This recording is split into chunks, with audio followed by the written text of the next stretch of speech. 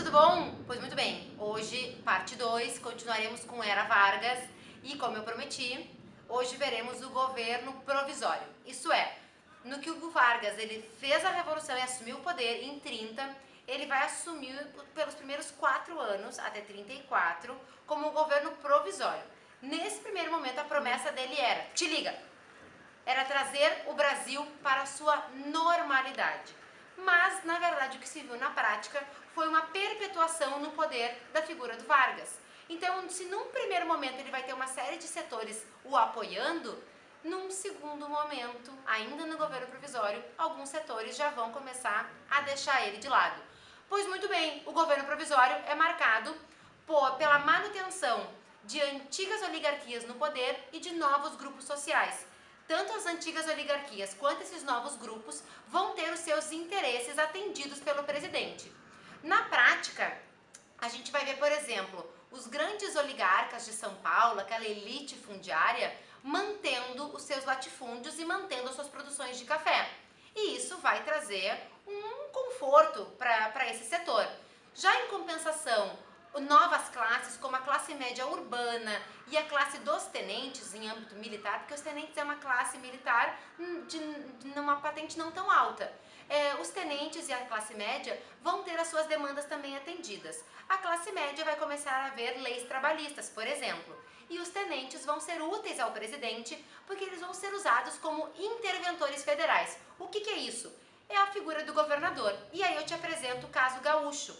No Rio Grande do Sul, os interventores vão começar a participar da nossa política em 30, mas eles vão ficar no poder até 47. Alguns principais dos nossos interventores foram Flores da Cunha, Ernesto Dornelles e Cordeiro de Farias.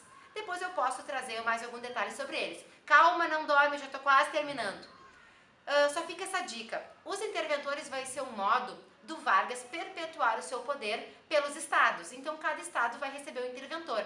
Às vezes, um mesmo interventor vai reunir mais de um estado. Por exemplo, no Nordeste, nós vamos ver algumas figuras dominando mais de um território. Em São Paulo fica a dica. Fica um interventor chamado João Alberto. E ele vai ser motivo de uma briga feia dos paulistas com o presidente. Pois bem, então, caso gaúcho, a intervenção começa em 30 e vai até 47. Engraçado que 47 o Estado Novo já terminou, mas por algum motivo o Rio Grande do Sul continua tendo interventor. Pois bem, a gente vai começar a ver isso agora, não sai daqui e vamos lá! Bom, eu não sei o que aconteceu aqui, mas eu vou seguir, né? Gente, olha só, aspectos principais desse primeiro governo provisório. Pois bem, primeiro, o Vargas ele vai dissolver todo o nosso sistema legislativo por um primeiro momento. Isso é o quê?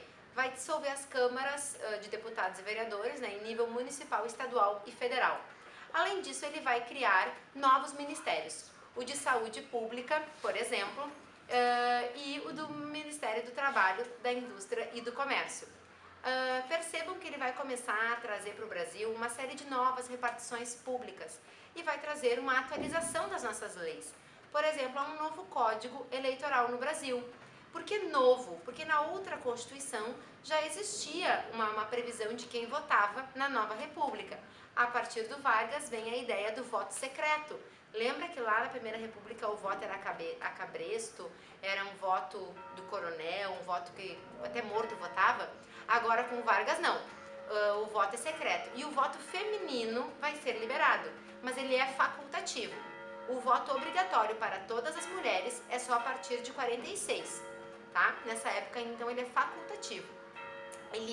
Alguns autores dizem que o voto feminino obrigatório nessa época seriam para as mulheres servidoras públicas. Lembrando, servidora pública é quem faz concurso público. E isso é uma prática para recrutar servidores para trabalhar nos órgãos públicos. E essa prática começa a ganhar forma na era Vargas. Então essa é a dica. Além disso, eu tinha falado antes, né, no início, de, por exemplo, um interventor de estado que dominou vários outros estados nessa época. O nome dele era Juarez Távora. Ele vai ser um dos interventores do Nordeste que vai dominar 12 estados. 12. Só ele 12. Então imaginem que durante essa primeira fase da Era Vargas nós temos um domínio centralizado na figura dele e nos estados uma ampliação do seu domínio na figura dos interventores. Pois bem, finalizando já essa primeira parte dos aspectos principais, nós temos a criação do Conselho Nacional do Café, isso é em 31, que vai respaldar os interesses das oligarquias paulistas. Esse Conselho Nacional, ele vai valorizar o café da seguinte forma: o governo compra uma parte da produção de café desses produtores e as queima. Por quê? Porque queimando a oferta diminui e aí o preço poderia aumentar. No finalzinho de 32, o nosso amigo Vargas vai reabrir a Assembleia, mas com um caráter excepcional. Vai ser uma Assembleia Nacional Constituinte. Por quê?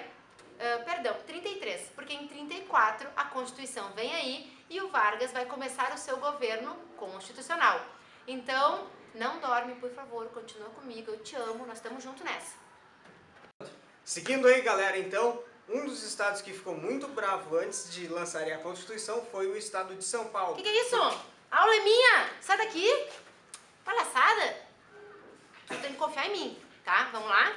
Pois muito bem, a Constituição ela vai ser lançada em 34, mas em 32, vendo essa movimentação que o Vargas estava fazendo no Brasil, o pessoal ligado a São Paulo, uma grande parte da população de São Paulo, se sentiu injustiçada por uma série de motivos.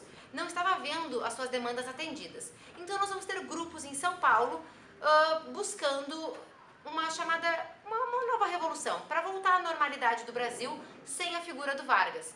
Além disso, essas oligarquias de São Paulo elas vão ter o apoio de um partido chamado Partido Democrático. Porque o Vargas, como a gente sabe, quando ele instaurar a sua ditadura em 37, ele não vai admitir nenhum partido. E já no início dos anos 30 não era diferente, ele não tinha assim, um bom diálogo com os partidos. Então o Partido Democrático vai apoiar a causa paulista. Enfim, um outro problema em São Paulo era a figura do interventor, o João Alberto. A população paulista não aceitava a figura dele como líder em São Paulo naquelas condições. E aí as manifestações vão começar a tomar as ruas. Mas a revolução só eclode em junho de 32, quando 4 adolescentes vão ser mortos. E aí a classe média paulista vai começar a pedir pela revolução. Pois bem, uma colinha dos nomes, ok? Temos ali o Martins, o Maragaia, o Drauzio e o Camargo. Esses são os 4 jovens, não vai esquecer, por favor. São os 4 jovens que vão ser assassinados e aí sim nós vamos ter o início da Revolução Constitucionalista de 32. Então, uma revolução feita a partir de São Paulo, onde o Rio Grande do Sul disse que apoiaria, mas não apoiou. Flores da Cunha ia apoiar, mas depois desistiu. Então, não foi uma ajuda efetiva. O Rio Grande do Sul, num primeiro momento, tinha apoiado Vargas tomar o poder. Quando viu que o Vargas não estava delegando o poder ao Rio Grande do Sul, colocou-se contra, mas na hora que chamou na chincha, não foi. Enfim, a Revolução de São Paulo, a Constitucionalista de São Paulo, acabou contando com o apoio de Minas Gerais e de Mato Grosso. O grande nome das tropas paulistas é o Isidoro Dias, e ele vai ser o que vai conduzir as tropas, mas, infelizmente, a revolução vai ser sufocada pelas tropas federais. E aí, meu amigo, não deu para os paulistas. Então tá, gente, agora a gente vai ver o que foi a Constituição de 34 que o Vargas promulgou, né, a partir daquela Assembleia Constituinte. Pois bem, essa Constituição ela tem toda uma base na primeira Constituição Republicana que nós tínhamos, aquela feita em 1891, do Deodoro Floriano. Tu lembra dessa música, né? Porque se tu não lembrar, tu vai sonhar com ela até os teus 90 anos, tá? Muito obrigada. Pois bem, além da primeira base que eles vão ter, que é a Constituição Republicana, outra base, outras ideias para essa Constituição foi a Constituição de Weimar da Alemanha. Se vocês lembrarem, a Alemanha havia promulgado a República e ela tinha uma Constituição. Logo depois, então, em 32, chega o Hitler e aí ele faz a ditadura pessoal dele. Mas a Alemanha tinha uma Constituição nesse momento e ela foi usada como uma base, algumas dicas para o Vargas. E além disso, a Constituição Espanhola de 31. Daí, na década de 30, na Espanha, a gente começa a ver a chegada do Franco, né, para fazer o regime franquista. Enfim, essas são as primeiras bases. O que a gente vai ver na Constituição de 34? Nós vamos ver a criação da Justiça Eleitoral e a Constituição da Justiça do Trabalho. Como eu tinha te falado, nós vamos ver também a questão do voto, que passa a ser secreto, e a questão do voto feminino facultativo. E além disso, como outra importante mudança na Constituição do Brasil, é a questão do salário mínimo. É institucionalizado o salário mínimo no Brasil. Isso vai atender uma demanda direta das classes médias urbanas. E além disso, a jornada de 8 horas de trabalho. Por favor, meu amor, te liga numa coisa. Essas leis trabalhistas, elas são para quem mora na cidade, né? E não para o pessoal do campo. É um absurdo pensar isso, mas a Constituição que se preocupa com o trabalhador do campo é a Constituição do ano que eu nasci, 1988. Sou jovem, tenho apenas 27 anos. E então há 27 anos é que o trabalhador do campo teve os seus direitos reconhecidos por uma Constituição. Aqueles direitos que valiam para os trabalhadores das cidades. Pois bem, já tinha te falado da questão do federalismo, que é a questão dos interventores dentro de cada estado para responder ao presidente. Isso diminui então o poder do legislativo, porque ele fica praticamente obsoleto nesse novo governo, e nós temos a figura do presidente encaminhando para uma centralização do poder cada vez mais forte. Nós vamos ter uma assembleia, nós vamos dizer que a representação da assembleia ela é classista.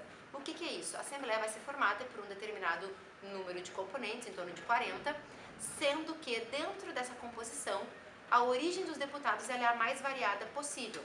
Para quê? Isso aí tem uma dupla análise. Alguns vão dizer o seguinte, que o Vargas fez isso para garantir uma boa aceitação de várias classes, mas também tem uma questão política.